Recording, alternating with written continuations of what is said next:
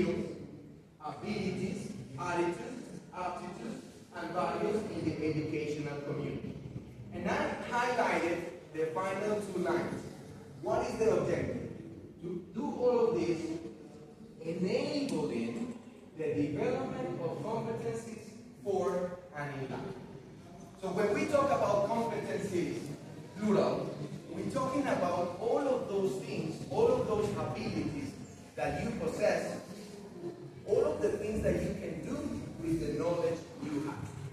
Example, I know mathematics. Yeah, that is okay. But the question is, what can you do with the knowledge that you have of mathematics to solve specific problems? Specific, real problems that we have to confront. Example, I know English, but do you use it? Can you use it? Can you use it to communicate with other people? Can you use it to ask questions? Can you use English to share what you know, to express your ideas? Can you use it? Yes or no? So that is why we're talking about competencies, okay? And in competencies, we talk about hard skills and soft skills. Let me just describe it. The hard skills are the specific knowledge you need to know about the specific areas or disciplines. And the soft skills are those that are not explicitly presented in a syllabus. Right? Then, just to narrow, we are narrowing this chart.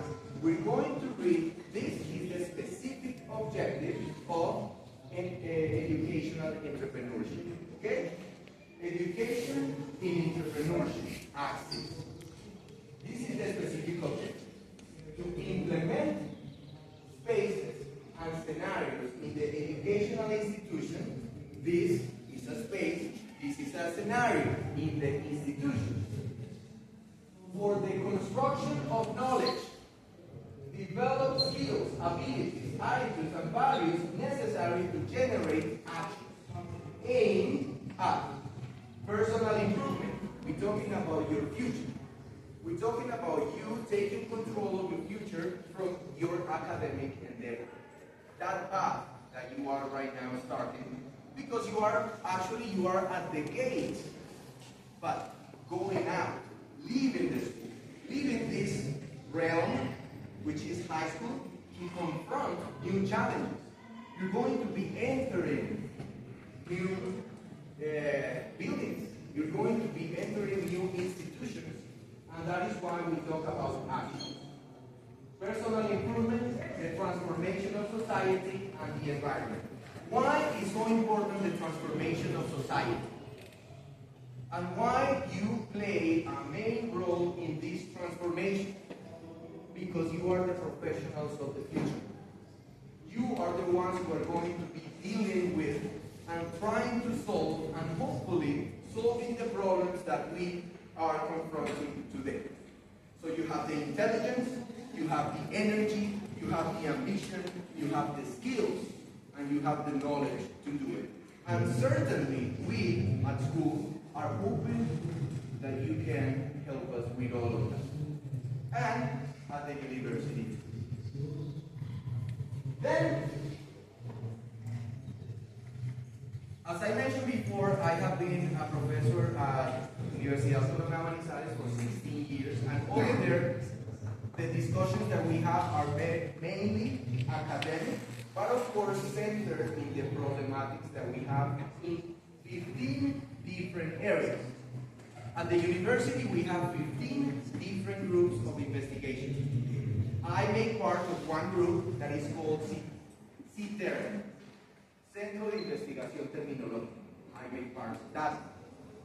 15, right? So, in all of these different areas at the university, we are concerned in the academic discussion. Now, entrepreneurship as a concept has been studied, researched, and used for centuries from many perspectives, from many epistemological perspectives. You know, epistemology is the science of science, right? So, from this perspective, they have been looking at this concept of entrepreneurship. So the university sat down and started evaluating all the different definitions, all the different perspectives, just to agree on one. So this was the definition that was created by the university. What do we understand for entrepreneurship? The university assumes entrepreneurship as the ability to identify, evaluate, take advantage of, and create opportunities that add value. Add value is highlighted or involved because that is the central objective of entrepreneurship. Yes, you're all going to be professionals, but what difference are you going to make if you don't add value? Like, yes, I am a professional, but my friend standing here next to me is also a professional in the same area. So how is it that you're going to do to continue training yourself, educating yourself, attending to the academic educational institutions so you can continue growing, so you can give that extra. So add value is central. Then, thus, contributing to the transformation of organizations and their local and global context. So, again, the concept of transformation. Why do you think transformation is so necessary? Why is transformation necessary? English, Spanish, no problem.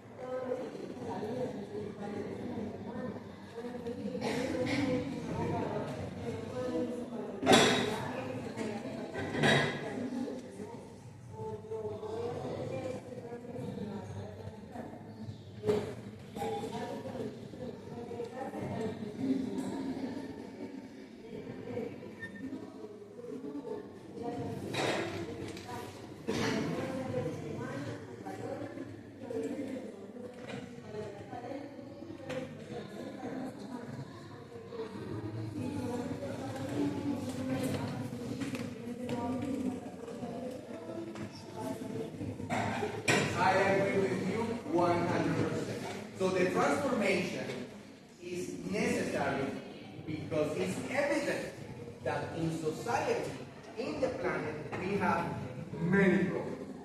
We have problems in the ecosystems, we have problems with the coexistence. How many conflicts we have? This is the 21st century, and still we are killing ourselves as if we were in the medieval times.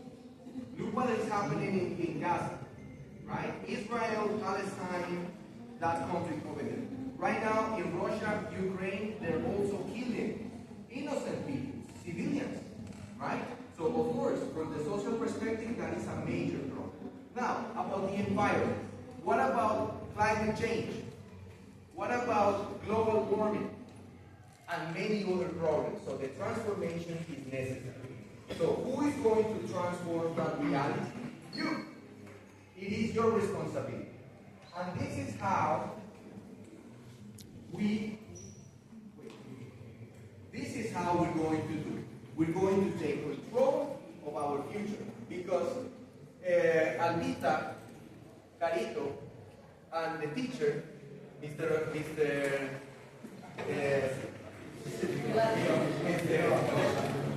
Cortez, they're not going with you to university. Here you have them, and they are in many ways helping you, accompanying you, leading you, so you can reach your goals. At university, it's just you. Not even your parents.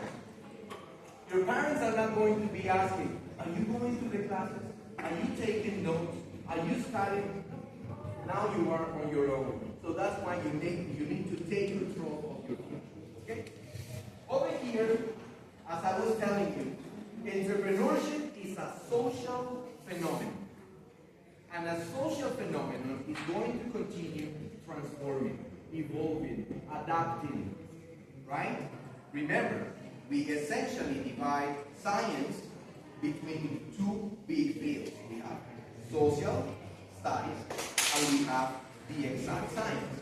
So over here, the exact science like chemistry, physics, mathematics, trigonometry, and all of those are more rigid. They're more rigid. But social studies are in a constant evolution. Everything that you know about social studies and all the disciplines could be challenged and changed in a matter of decades, especially now. So over here, these are just some examples of the different kinds of entrepreneurship that we have today. Some of them are entrepreneurship or entrepreneurs based on business. Like, I want to open a supermarket. That is your business, right? Entrepreneurship. Questions? Entrepreneurship in Spanish. Okay. No problem. No problem. All questions are welcome. All questions are welcome. Other kinds of entrepreneurship based on technology, based on ownership, based on gender, based on the enterprise size, small, medium, large, and finally, one author specialized in entrepreneurship, he proposed his own type of entrepreneurship, which is the author, Dr. Dan. This is just to give you some examples. Today, we are talking about a very specific one, and in which you are committed to the academic entrepreneurship. How is it that you're going to use all the knowledge that you have, all the values your family and this institution have been imprinted in your DNA, to use a method? So, what is the future offering? What is it that you're going to confront in higher education? Let's review, because of course you already know this information. Higher education is divided essentially in two levels: undergraduate and graduate. In the undergraduate level, you will find the technical level, you will find the technological level, and you will find the professional level. Only if you complete a professional level, you will be ready to move on to the next scale or to the next level, which would be graduate education, in which you will find specializations. Specializations normally take 1 year. Professional level, professional programs take normally 5 to 6 years. Specializations 1 year. Master's degrees are designed to take 2 years. And in master's you have one that is in getting deep in the investigation, and the other one is just getting deep on the knowledge development. In other words, there are two types of master's programs. One that is focused in investigation, and the other one that is not. Of course, the programs in investigation will give you more credits, academic credits. And not only that, I believe the value of having or receiving training in research, how to investigate. Not only receiving the training, but getting involved in the process of investigation gives you more tools to confront not only the academic realm, not only the academic arena, but also life. Right? Applying the scientific method to life is possible, and it is very, very practical and beneficial. And then, if you have received your training as an investigator, you're ready to move on to study a PhD or a doctorate, which, yes, is essentially developing investigation at a greater scale. So, in masters, you develop investigations, but they could be at a medium scale. But in a PhD, what you are expected to do is to expand the boundaries of knowledge. So your contribution should be great. Clear so far? Do we have questions so far? Remember, your questions could be in Spanish or English. No problem. The important thing is to communicate the ideas. Next, talking about the challenges. What challenges are you confronting? Right now, when you analyze the previous industrial revolutions, you can somehow you can anticipate or you can measure how big the changes are going to be in our civilization. Let's take a look. The first industrial revolution. Over here we have some specific indicators or emblematic indicators from each one of the revolutions. In the first industrial revolution, we have mechanization, we have water power and steam power. In the second industrial revolution, we have mass production, we have assembly line, and we have electricity. In the third one, which was recent, we say that the third one started at the end of the 70s, beginning of the 80s. And in the third one, we have computer and automation. Okay? Now, we have moved to a next level, in which, of course, all the others are somehow involved. Because this is an evolutionary process. You cannot get to a fourth industrial revolution without having first going to a third, second, and first. So, what is it? What reality are we confronting right now as a human species? And what reality you're going to confront as professionals? Cyber physical systems. So not only we have the computers, not only we have automation, but now we have the the Internet of Things. The Internet of Things is how all of these machines that have been automized or have been programmed to perform a specific task, they are also connected to the Internet.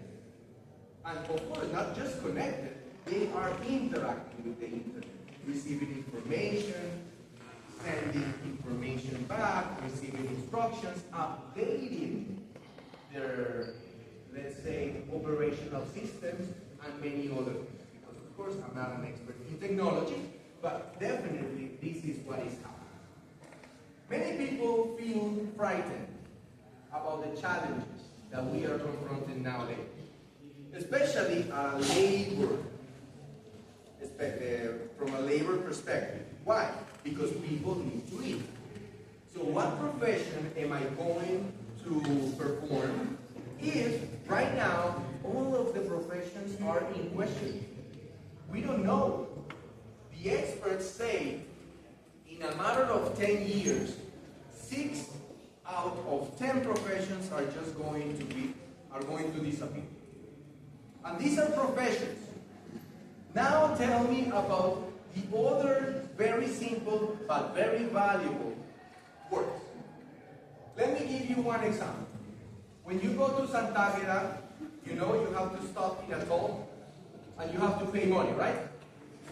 Regularly in a car, right? You have to pay money so you can cross. This right now is being changed. It's being replaced. All of these operators, all of these people who have been working on that are being replaced by technology. Because there is a software, and there is a scanner, and there is a chip in your car, and in that interaction, your money comes out of your account and into the system, so we don't need a human being. And human beings are expensive.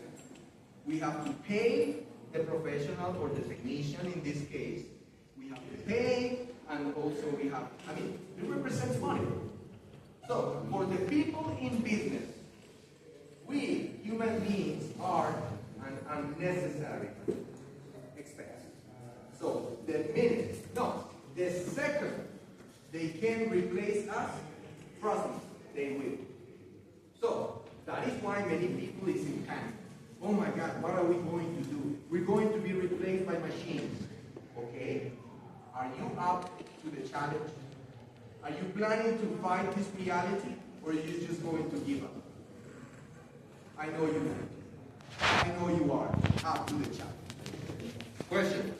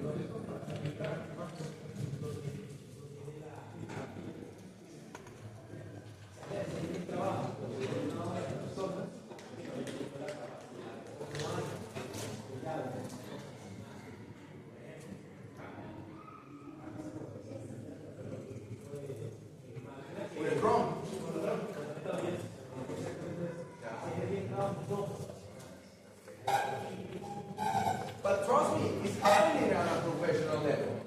I have seen it. You know, I am a professor.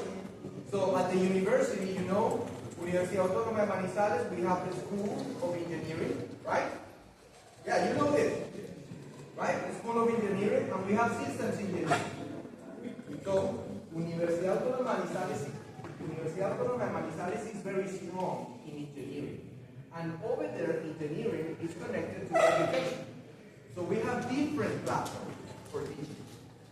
Now, in the last couple of years, we have moved from 2 virtual graduate programs to 8 or 10. And in that transition, a lot or many aspects of the programs have been automated. So, yes, you continue to need the professor, but yes, you will need less number of professors. So, who is the professor who is going to remain? Who is the professional or the specialist or the master's or the PhD who is going to keep the job? Is the one who is really offering that extra. Is the one who has shown to be more capable. So that is why it's so important to give that extra, to work that extra. So you can offer to the companies, to the organizations that plus. Agree? Very good. More specifically, this represents a big challenge. Artificial intelligence. Because now we are competing with machines. And all of those things that you think you can do very well, many of those things machines can do it faster, more accurately, and with less expense. So, you mentioned something important. There is something that machines will never have, and that is humanity. And the more human they look, more realistic, they could never replace the human element that we possess. So that is our advantage. No, we could never become mechanical. We are organic. No. So that is our advantage, our humanity. And humanity over here is what I want to focus on in the next slide. How is it that you're going to compete to this technology? With your humanity. And your humanity will be reflected in the soft skills. Remember I mentioned soft skills before? These are skills that not necessarily are going to appear in your syllabus or your curriculum. Like, you go, I'm going to study engineering. You're not going to find creativity. Even though many of these have become so important that they are being also institutionalized and academicized. So, critical thinking. Why is critical thinking so important? You need to start, especially today, in which an era in which we are contaminated with so many information coming from so many different places and directions. You need to exercise your criticality, in order to differentiate, to evaluate, to discriminate, and to decide this is the information I'm going to trust. Creativity, obviously. Creativity to solve problems. If you don't possess creativity, a machine could work faster than you in that. And machines are not really creative. That is something that we have. Machines need to be programmed. Collaboration. That is something that only we can do as human beings. If you possess the ability to work in a group, appreciating and respecting your differences, you will be of essential value to any company because you're going to help the synergy of a team to solve a problem. Communication, essential. In communication, look, I'm talking to you in English for very good reasons, and I wouldn't get into that, but let me tell you, in all the academic programs, I'm talking right now Universidad Autónoma de Manizales, but there are two modules that are mandatory to all the programs independently, if it is dentistry, if it is physiotherapy, if it is engineering, if it is economy, any program. And those two are communicative skills and English. English up to the 6th level, if it is just the regular programs, and to the 8th level if you are studying international relationships and politics, science, and if you're studying international business. If you are studying those two, you need to go up to the 6th level. So, communication. Why? Because we humans, in order to solve problems, we need to communicate assertively. Right? What else? And that is in the learning skills. Now, what about the literacy skills? Literacy is how we interact, how we educate ourselves through these different channels. Information, how you interact with information. How do you, as I mentioned before, discriminate the information you will receive? And especially because of the different sources of information. Today, you receive information from YouTube. You receive information to the social media. You receive information from the TV, the radio, blogs, journals, magazines, newspapers, you name it. Also the media, how you learn from the media.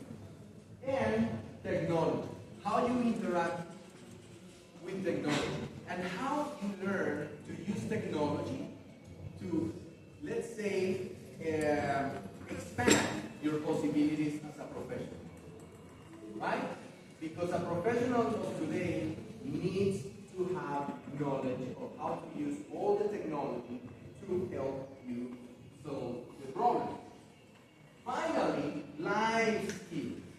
What are those life skills? Flexibility. There is a concept that is cognitive flexibility. You need to be open for change because change is part of life. We have this illusion that we are in control, but we have very little control in life. Think about it. Think about it. You are control over what? Very little. Your decisions. And how you see things. The perspective. I was talking to you this week about it. One event happens. That is 10%. 90% is how you react to that. So you need to evaluate and you need to be flexible cognitively to see the good in every situation, to see the opportunity in adversity. So something bad happens, are you going to quit? You're going to be destroyed? No, we have emotions. It is real. understand those emotions and you can manage them so they don't play against you. Leadership. We need more leaders and less followers. We don't really need followers. We want leaders. Leaders. Teachers. But in a group, we have one leader. No? We can have every member of a group to be a leader. A leader in his uniqueness. A leader from his knowledge and from his characteristics as a human being, which in fact is the other advantage we have over machines. Machines are created in production. One equal to the next. We are irrepeatable. Teacher, clones, genetically repeatable. But if they reproduce you, it's going to be the same person. Never.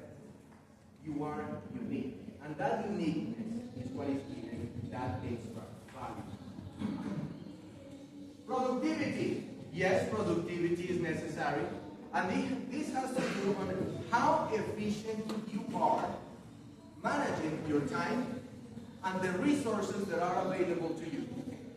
Essentially. Because in the companies, you're going to have supervisors. You're going to have managers. You're going to have other coordinators who are going to be evaluating how productive you are. So you need to be very careful with that. Right? And finally, your social skills. Everybody wants to work with someone who has good social skills. You could be the best professional ever. You could have all the knowledge in the world.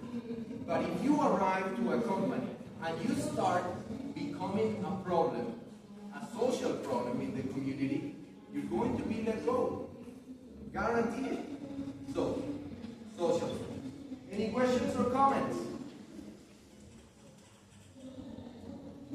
No? Now, how is this, as I mentioned, great institution helping you achieve these goals? But not helping you today, but how is it that this institution has been helping you from the moment you register?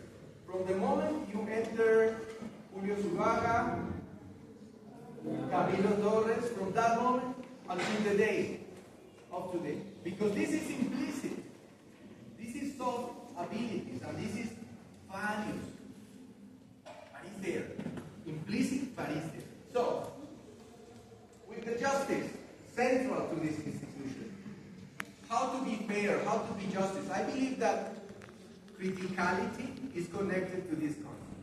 You can only be fair, you can only be just when you are objective. And objectivity has to do with sticking to the facts and respecting the truth. Not being biased. Bias is the opposite of objectivity, right? Respect. Of course, respect for yourselves first. Respect for the others. Respect for the environment. Respect for the regulations. Respect for everything. Responsibility. As I said before, you could be very intelligent. You could have a lot of knowledge. But if you are not responsible, you are not reliable. And if you are not reliable, we cannot count on you in the organization. So you're going to cause trouble.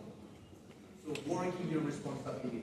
Especially now that you're not going to have these beautiful teachers who have been helping you, reminding you, and pushing you to do what you have to do. You're going to be on your own. And if you're not careful, and if you're not responsible enough, you're going to have a lot of trouble at university. Solidarity, yes, is the opposite of egocentric behavior. The world doesn't revolve around us. You are the ones who need to adapt to the world, and you are the ones who need to be generous when it comes the time to pay a service, right? Many times today, what we find that the problem is that professionals, they're always thinking receive. And if what they receive is enough, but never thinking about what they give, when what they give is really what matters. And when you give with solidarity, when you give without holding back any effort, trust me, your benefit, the retribution will be great. Because remember, after all, out there, right? Someone's watching. Honesty. Honesty is also connected to objectivity, right? Because we need to self-evaluate, and we need to be self-critical. Because if we cannot identify the aspects in which we need to improve, the aspects that we need to correct, so there will be no evolution. If we believe we're perfect, there will be no improvement. So if I'm perfect, why should I start studying anything? Why should I start practicing anything? Right? So be honest with yourself, be honest with the people you work with. If you make a mistake, sorry, I made a mistake. Let's correct it. And let's move on. Right? Over here, talking about the reality you are confronting and how the higher education and how the labor field is being changing so drastically and so fast. Over here we have an estimate of the fast-growing occupations from the year 2018 until the year 2020. From there, I believe you can read. I'm going to read to you. I'm just going to. So look, 63% solar energy technicians. So over there you have an opportunity. Solar energy technicians. On the second place we have wind energy technicians. So over here we see the discussion that has been taking place globally about working with the renewable sources of energy. We need to replace the non-renewable sources of energy because essentially they are the ones that are causing global warming and climate change. In third, home health aides. Home health aides. Why is this so important? A nurse, a physician, is going to be very difficult to replace a nurse of a physician because they work with other human beings in the moment in which they are more vulnerable and in the moment in which they need more help and more assistance. Right? Or personal care aides, which is essentially the same. Or occupational therapy assistants. So over here in blue, what we see in blue is essentially the health sector. So if you have decided to start your studies as physicians, physicians, we have doctors, we have paramedics, we have physiotherapists, we have dentists, we have nurses, all those who work with the body, right? You have big chances of surviving this fourth industrial revolution because of something that I mentioned already. You're going to be dealing with human beings and they want to be treated for humans, not for machines. In the moment in which you are vulnerable, you want to be treated by a human being. So over there you can see, essentially, over there you can see other examples. Okay? Oh, by the way, class, at the end of this talk, I'm going to share the presentation in a PDF for all of you to have. I'm going to share the presentation with Prof. Carito, Prof. Alvita, and Mr. Orlando, Mr. Cortez. So they will share it with you. Okay? Class. Why English, teacher? Why English? Why is English so important? Over here here we have the scale of the rank. This is the common European framework of reference. And it is by this reference that you need to show your English level to the universities and to the labor system. It is not, no, I studied English. Yes, prove it. And prove it with what? An international test. I happen to be a trainer and an administrator of the two most important international English professional, the two most important international English proficiency tests. TOEFL, the test of English as a foreign language. This is American. And IELTS. IELTS, the International English Testing System. And that is British. These two tests can evaluate you and confirm if you are in any of these levels.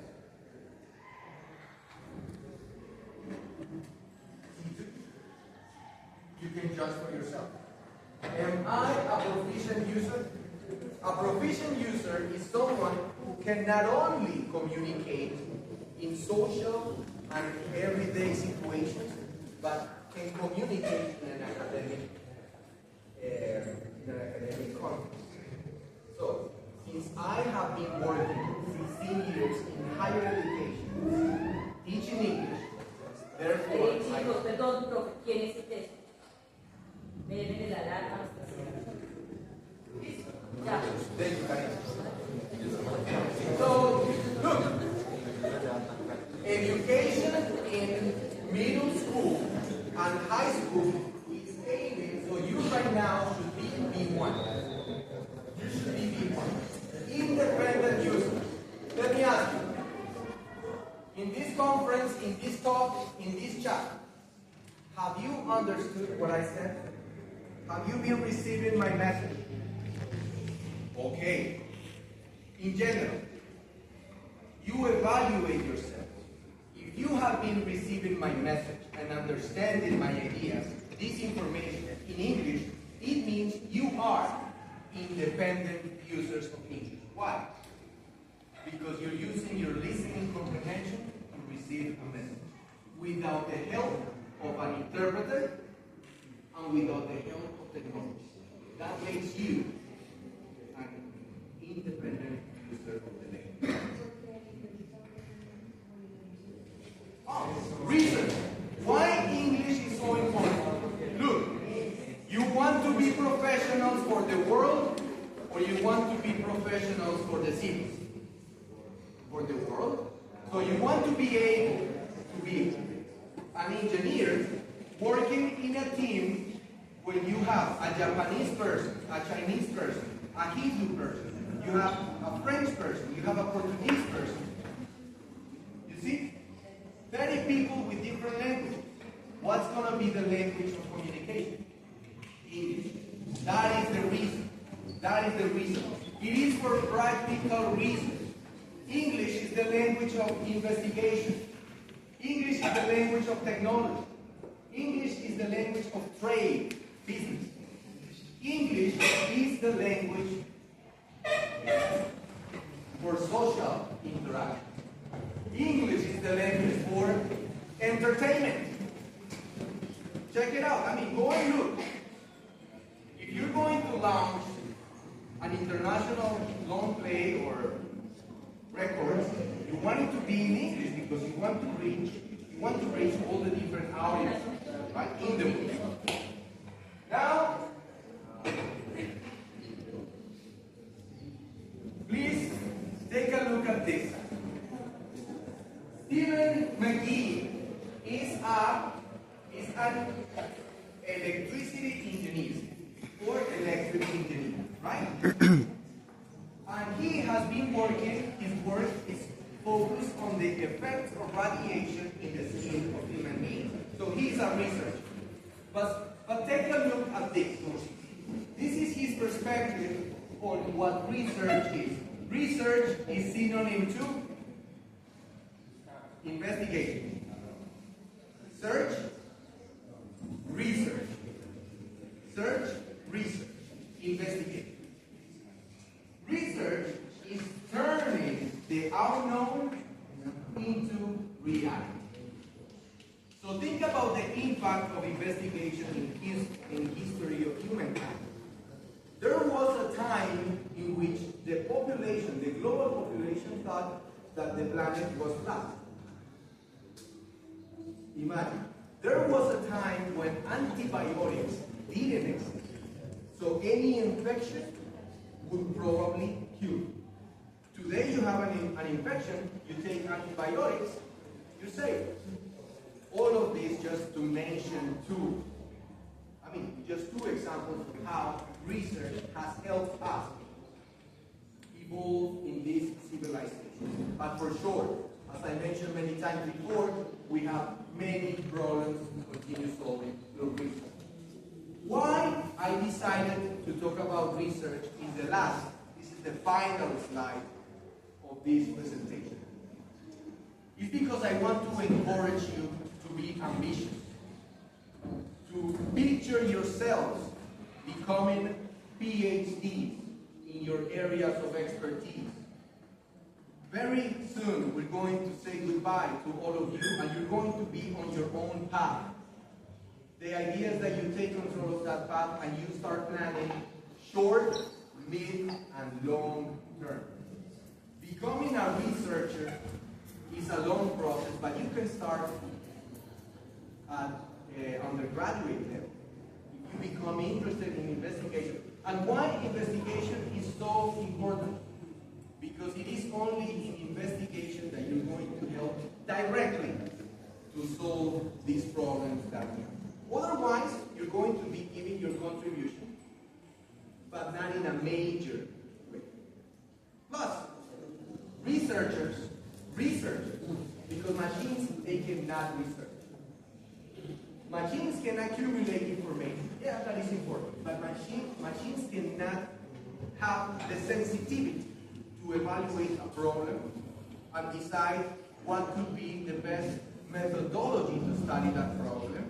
And then from your understanding of the problem, you can propose solutions to any problem. A machine cannot do that. At least not today. And hopefully never. Because in research, we have the goal to work for the benefit of humanity. If there is a research that doesn't look for that, it's not going to be approved. Because what is the benefit? What is your contribution to humanity? That is the first question. Why is your research important? And how is going to contribute to society? Now, at last, if money is an issue, let me tell you, if you become a researcher, if you become a PhD, you're going to receive great retribution, monetary retribution. With this,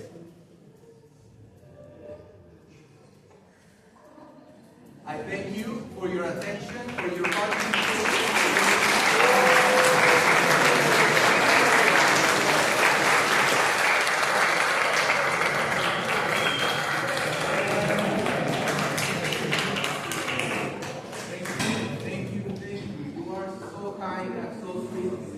Let me tell you, I have been wanting to talk to you ever since I got here. A couple of years ago, I was in a classroom with some of you. Do you remember your name? Valentina, I remember Valentina, and I remember you. Mateo, you were in the classroom with me, right? Some years ago, also you, of course. There's someone else I'm missing. The couple over there, you too. I remember you. So I've been wanting to talk to you, and I am so happy that today, finally, I got the opportunity to give you this message so you can take it with you. And as I said before, I'm going to share the presentation so you can have it and probably remember about these ideas. We wish you the best in your future. We're certainly hoping for the best for you. And now, references. is important, bibliography, references, the applause is for you.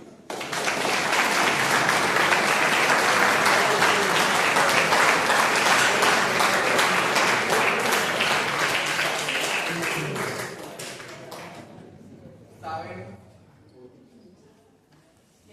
Ya listo. Sí, ya terminamos, saben que estoy a su servicio.